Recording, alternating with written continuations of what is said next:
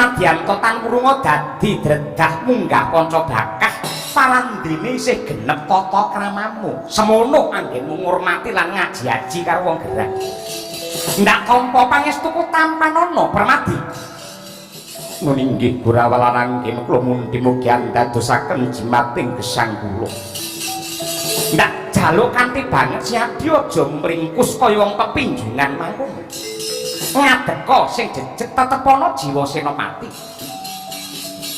senadyan kaya ngapa lan kepiye ora mung lamake menungsa nek para dewa kepengin nekseni yen perlu sawangen tumenga ngakoso para widodari nawurake kembang lumprang Banjaran Sari kepengin nekseni dumadining kembang Kurusetra peperangane Arjuna kelawan Basukarna kula aja nganti gawe isin aja nganti gawe kuciwa ngadeka sing jejeg sapa sing jengkelang kandhane ya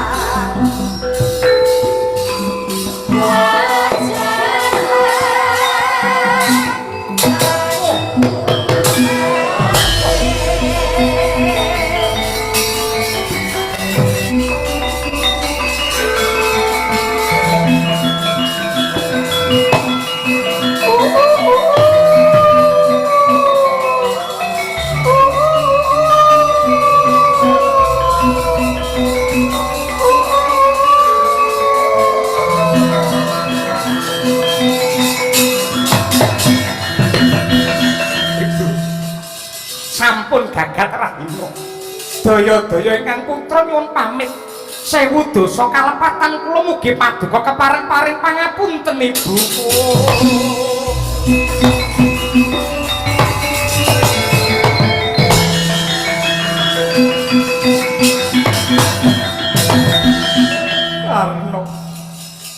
Karno anakku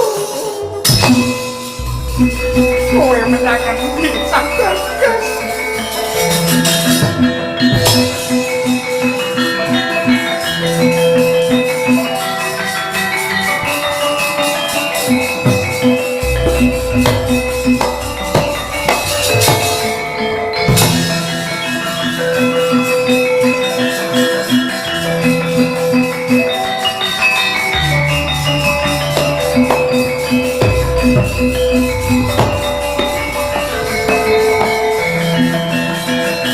Jalan mantuku tengah weling munggah ana baing rata Maseka Senopati.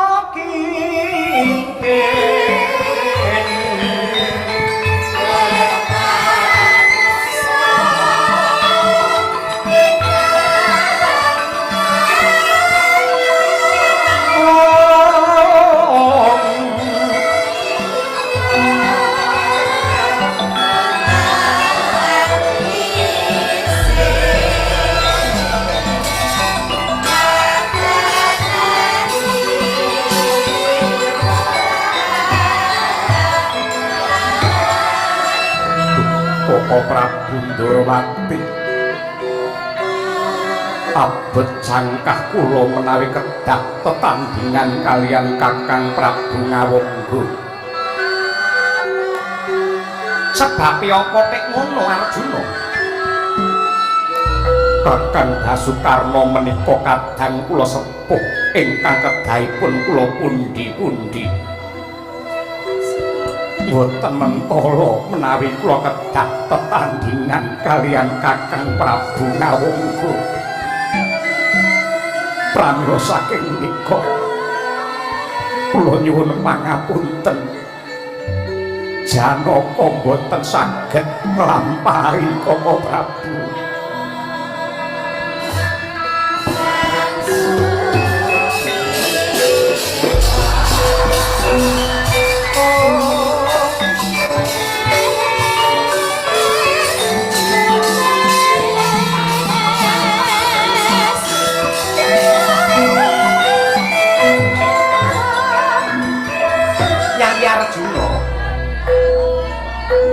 Kala mangsane hukum kuwi ora jejeg.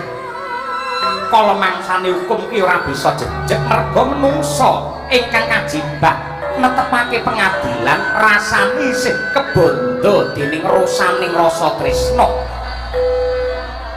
Yen karo wong liya kowe tega midana nanging yen karo sedulur tuwa siadi ora mentala.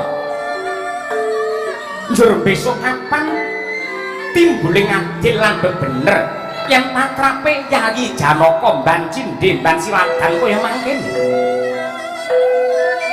Koko Prabu menawi saklebeting payudan Kakang Karna ngantos pejah kados pundi tartamtu Kanjeng Ibu Kunti ajur mumur penggalihipun pedahipun menapa Pandhawa ngayahi Bratayuda menawi namung badhe nyengsarakaken penggalihipun Kanjeng Ibu. Arjuna, urip iku lugune mung netepi dharma kautaman. Dene menungsa kok kadunungan rasa seneng lan sedih merga uripe menungsa isih kegubel dening pangarep-arep lan papinginan. Tembung sepiyeng pamrih rame ing gawe kuwi yektine menungsa mung diutus nindakake kewajiban tanpa ngarep-arep apa-apa. Dene asile mengko kepiye pasrahno marang kurbane Hyang Agung. Arjuna, sliramu ngono dudu wong saudon saurupan nanging dina iki siadi jinejer dadi satriya pirantine jagat supaya mbrasta angkarane bumi. Mula siadi aja mangro tinggal sawangen kae Kakangmu Ngawangga wis siaga angantu-antu tekane siadi minangka kembange Kurusetra. Tindakno Janaka.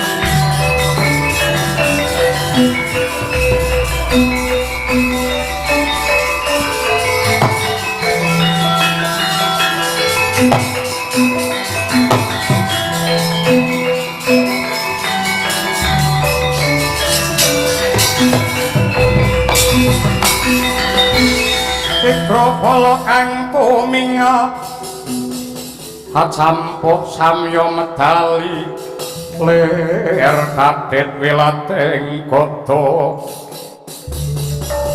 kang wengkung mengonceng niti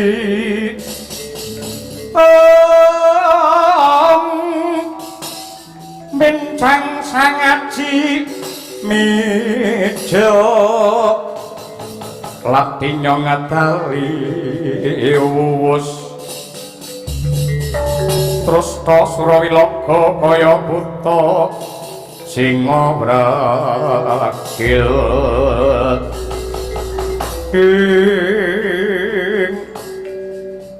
sembah pangabekti kula kunjuk sandhap padha paduka Kaka Prabu Ngawangga kadangipun Kakang Yayi Arjuna biye-biye nadyan to tangrunga dadi dregah munggah panca bakah parandene isih genep tata kramamu semono anggenmu ngurmati lan ngaji-aji karo wong gerah ndak tampa pangestuku tampanana Permadi nun inggih Gurawala anggen kula mundi mugi andadosaken jimating gesang kula ndak jaluk kanthi banget siadi aja mringkus kaya wong pepinjungan mangkon ngadeka sing jejeg tetepana jiwa senopati nadyan kaya ngapa lan kepiye ora mung lamake menungsa ning para dewa kepengin nekseni yen perlu sawangen tumenga ing akasa para widodari nawurake kembang lumprang Banjaran Sari kepengin nekseni dumadining kembang Kurusetra peperangane Arjuna kelawan Basukarna mula aja nganti gawe isin aja nganti gawe kuciwa ngadeka sing jejeg sapa sing jengkelang kandhane ya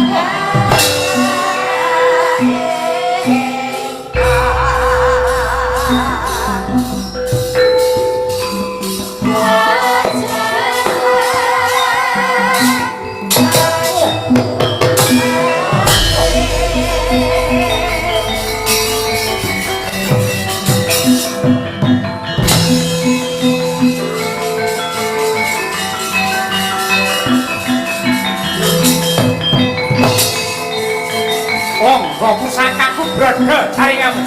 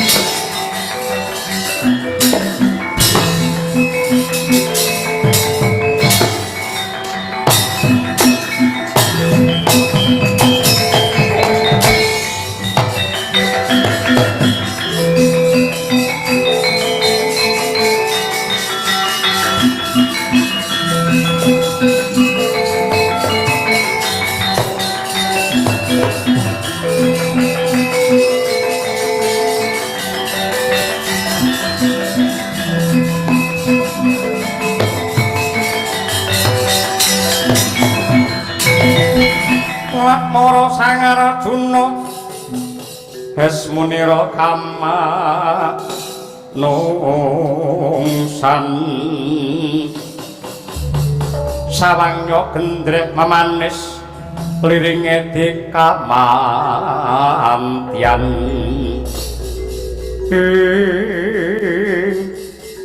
kok mundur Janaka Waka Prabu kula kewirangan menawi Kakang Awangga nglepasaken jemparing sewu ingkang dipun ner menika jantung kula utawi jangga kula mboten dados menapa nanging dadar pisan kula mboten duga mono rambut kula ingkang mapan wonten ing ngajeng menika kenging wujudipun jemparing satemah brodol sak tekem rambutmu sing arep brodol mergo kena jemparing nggih lah piye digundul pisan apa piye sampeyan ngomong syukur jeplak ora jenenge satriya aja digundul sirahe lho ora ngoten niku kaya pantes nengge satriya Madukara nengge Ndara Janaka gundul ora apa-apa nek lak suarane apik apik ora iso omong ora kowe isih bejo lho Janaka tujune sing kena kok rikmamu dudu janggamu nggih tegesipun Ratu Ngawangga menika semunipun badhe mirang-mirangaken dumateng kula kira-kira yen kowe nglepaske jemparing pisan ning pener jangga ngono iso apa ora mergo aku iso ngrasake ripalungguhan iki batinmu ki lagi sumyur batinmu lagi kuwur sak matine si Abimanyu mbiyen kowe iki yen jemparing ki akeh mlesete jajal aku pengen ngerti kira-kira Petruk ngendhawu golek bubajaran to bubajaran napa kuwi lho rambute jaran mbuh sing tok goleki nggen pernah nggen sirah utawa nggen geger utawa nggen buntut sak ler wae rokok to bubajaran kok sak ler oh nggih tak kira rokok ora lha biasane sak ler niku rokok kok ya nggih Kang ada kurang ngerti bubajaran le udah ngerti ku amplop aja patut babar pisan nah iki jaran mati lho iki mati apa turu iki ora mati kuwi mati niki enten sak ler niki Janaka gage nyoba dhisik Petruk men mentang bubajaran kira-kira kowe iso ngepasake apa ora ayo to nggih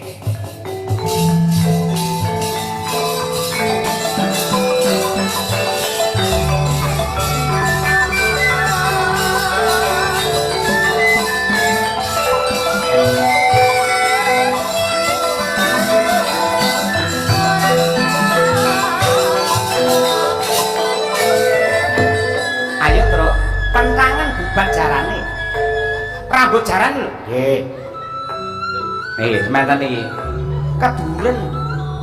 keduren oke semanten ya mudhun sithik kas semanten nah wis Janaka nggih riyen iki pas moto kula e aja sok ngarapati kula ora sampean dadi apa maratuane Petruk getun yo pasti meleng kula ora ketok Janaka nggih ketinggal sing ketok apa matane Petruk ya ta wong loro iki kerja sama ora egal carane ngono kuwi ora beto aku percaya kali Ndara Janaka kok sik to pentangan neh pentangan bubate nah niki aja ning mburi lho ora ketara kok kene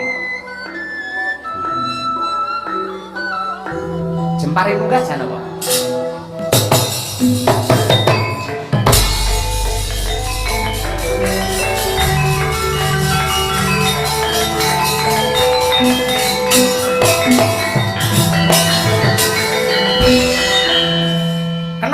gengeng pancen kula paske kok jane meh mleset mau kula donke sithik ben pas wong ngoten niku kudu kerja sama sing manah karo sing dipanah kudu kerja sama lek kurang pas dipaske ngoten niku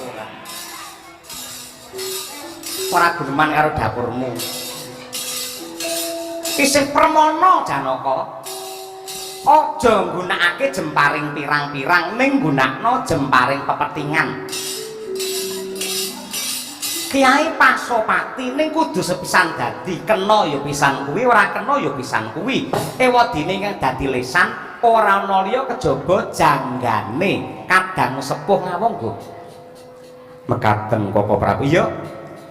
Inggih mboten langkung sendika ngestokaken dawuh nanging menawi estu mangke jemparing kula lepasaken gek bener wonten ing jangganipun Ratu Ngawangga. Menawi Ratu Ngawangga ngantos pejah kados pundi. Sing jenenge satriya ki kudu wani mati sakjroning payudan. Sing mati ora apa-apa. Lek nganti mboke nesu piye? Mboke sapa? Mboke Kakang Karna. Lah yo, mboke Karna ki sapa? Ya genah padha karo mbokku. Niku Karna, Janaka sami, mboke siji, Petruk barang ya anake ngono. Dewi Kunti ini anak-anak Karna, Janaka kalian kula pun sadibei Petruk. Ora caturan karo kowe. Kowe iki gagas karo wong tuwa, iki perang gedhe lho. Tak kira yen Bibi Kunti Talibrata bisa nampa kanyatan iki, malah yen ngerti anake mringkus batine kaya ngene, panjenengane ya melu keronto-ronto melu kuwirangan mergo ora netepi jiwa satriya.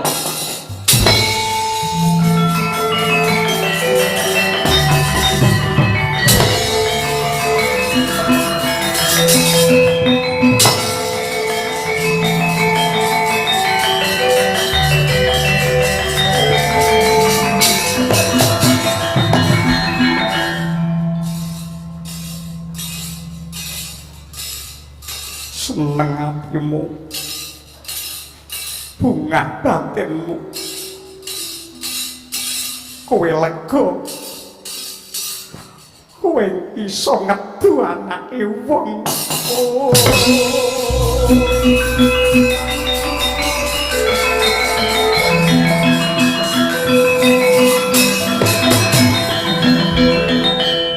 Seneng atimu, bunga batinmu, iso ngedu anake wong.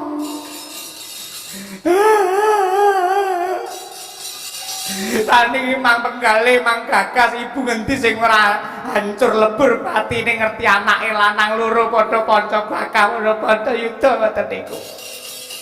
Kula kemawon dudu sapa-sapa ora mentala nyawang kahanan kaya ngono ku.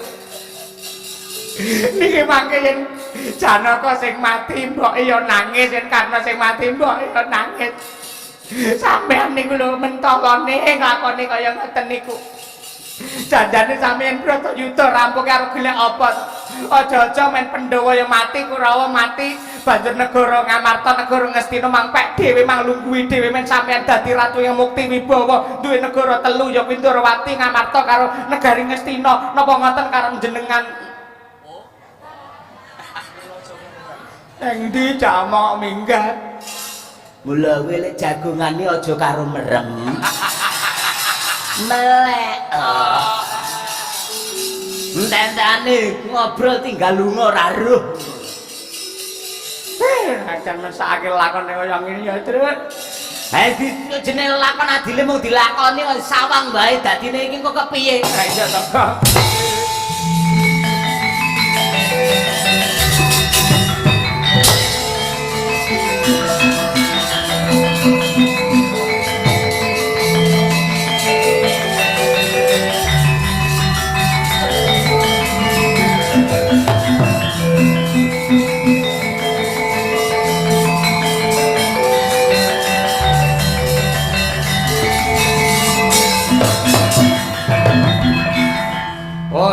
Manut kali Bratayuda ingkang Raka Ndarawati Sri Bathara Kresna manglepaske niku jemparing napa niku Pasopati kangge Petruk nadyan kaya ngapa lan kepi aku duwe rasa pangrasa aku ora mentala aku ora tegel yen nganti iki mengko bener janggane Kakang Ngawangga mboten mentala ora mentala yen manah madhep mrika mboten mentala mangkali mungkur madhep mriki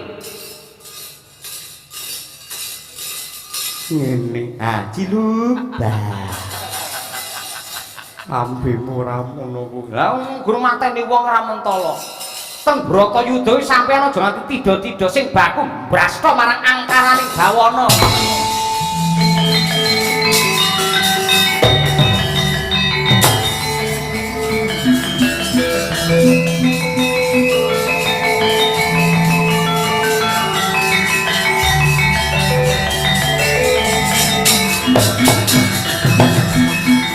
Sakono mentawan ka ya lupa sumret warada pare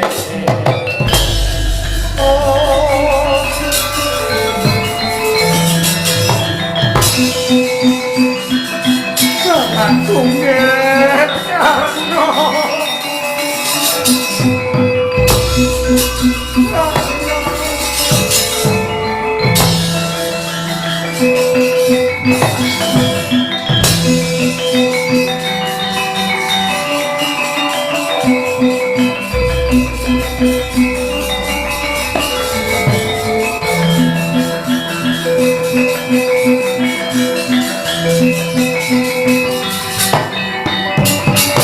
karno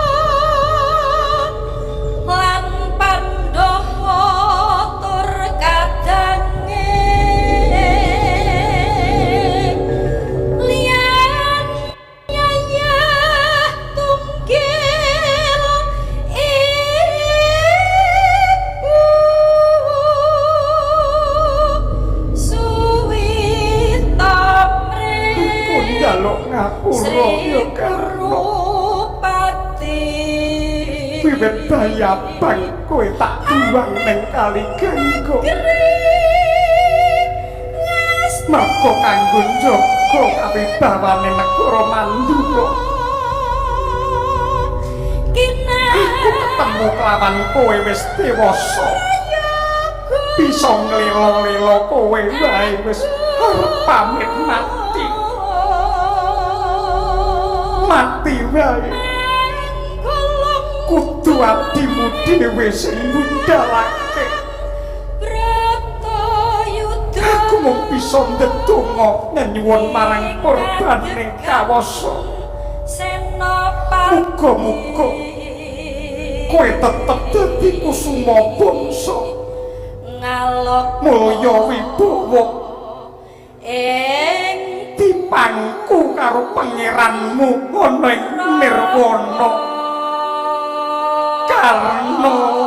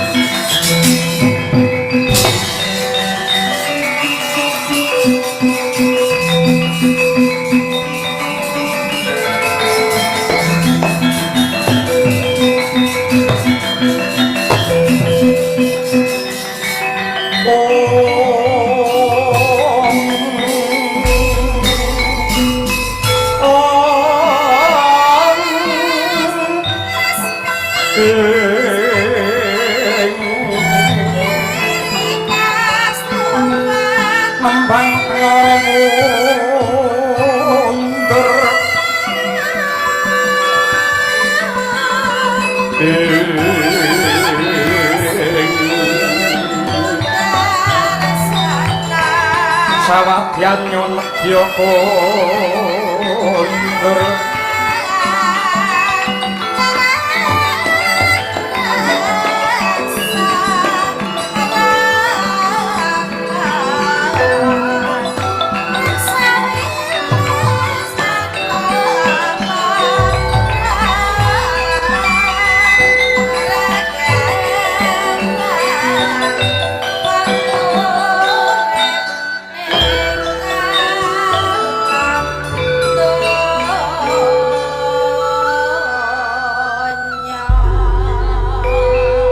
saya dalwara sabyor kang lintang kumedhep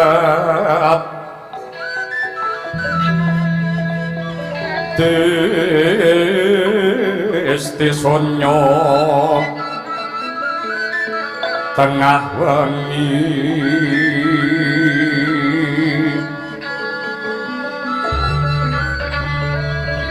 klumprang kandaning puspita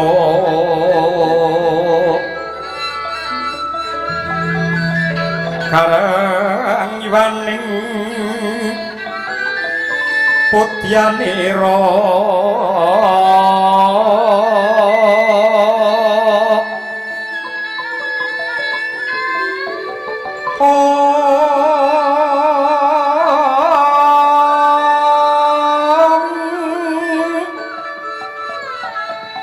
sang dwija wara brengeng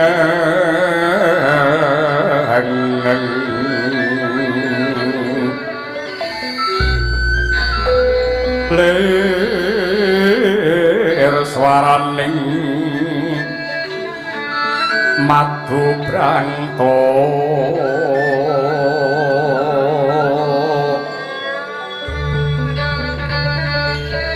manung sungsarining kembang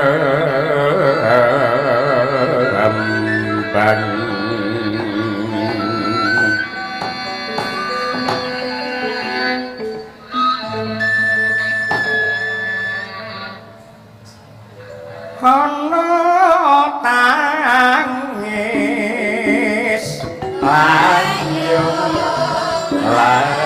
layung